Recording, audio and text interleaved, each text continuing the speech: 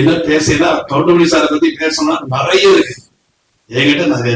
ஒரு விஷயம் கவுண்டமணி சாரை பத்தி சொல்லணும்னா அவருக்கு மேனேஜர் கிடையாதுங்க, அவருக்கு டிரைவர் கிடையாது,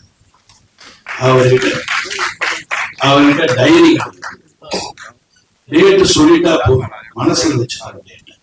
இந்த டேட்டு இவங்களுக்கு, இந்த டேட் அவங்களுக்கு, அந்த டேட் அப்படின்னு மனசுலயே டேட்டை வச்சு அவரே வண்டி ஓட்டிட்டு வருவார். அவருக்கு டிரைவர் கிடையாது. இத மாதிரி ஒரு அருமையான வசதியான ப்ரொடியூசர்ஸுக்கு மிகவும் எளிமையான ஒரு நடிகர் வந்து தமிழ் இண்டஸ்ட்ரியில் இன்னொருத்தர் இருப்பாரு நான் சொல்ல முடியும். அப்படிப்பட்ட பர்ஃபெக்ட் ஆக்டர் எனக்கு வந்து இன்னொன்னு எத்தனை பேருக்கு தெரியும், அது கரெக்டாகவும் இருக்கலாம் தப்பாவும் இருக்கலாம். அதிக படங்கள் கவுண்டமணி சார் நடிச்சது என் படம் தான் நான் நினைக்கிறேன்.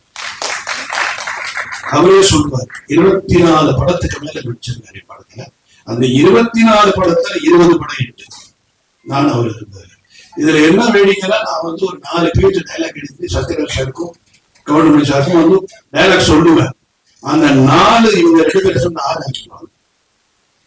திரும்ப அதை படிக்கும்போது என்னால எதையுமே கட் பண்ண முடியாது. அந்த மாதிரி 6 ஆயிடும் அந்த பேஜ். அது மாதிரி 2 பேஜ் கொடுத்தா 4 ஆயிடும். இப்படி வந்து அந்த பேஜஸ்ல சரி அதுல என்ன ஃபில்டர் பண்ணலான்னு பார்த்து அதுல என்ன ஹைலைட்ல பார்த்து காமெடி பண்ணும்போது இந்த 3 பேருடைய சக்சஸ் காரணம் இந்த டீம் தான், அவங்க கான்ட்ரிபியூஷன் தான். அதாவது எல்லா படத்திலையுமே ஒரு கான்ட்ரிபியூஷன் ஆர்டிஸ்ட் கிட்ட வந்து இருக்குன்னா அது ரொம்ப ரேர்.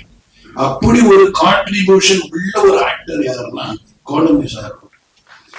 அதுல நீங்க பர்டிகுலரா நிறைய படம் நான் சொல்லணும்னா, ஒண்ணு நடிகன் அந்த பிரியாணி சீனை எடுக்கவே முடியல, எடுக்கவே முடியல. சிரிச்சுக்கிட்டே இருக்கு, இங்க கட் சொல்றது சிரிச்சு சிரிச்சு நான் மேக்சிமம் இவங்களுக்கு வந்து ஒரே பிளாக்ல வச்சுட்டு திருப்பி க்ளோஸ் கட் பண்ணி திருப்பி அந்த டைலாக் எடுக்க பயமா இருக்கும்.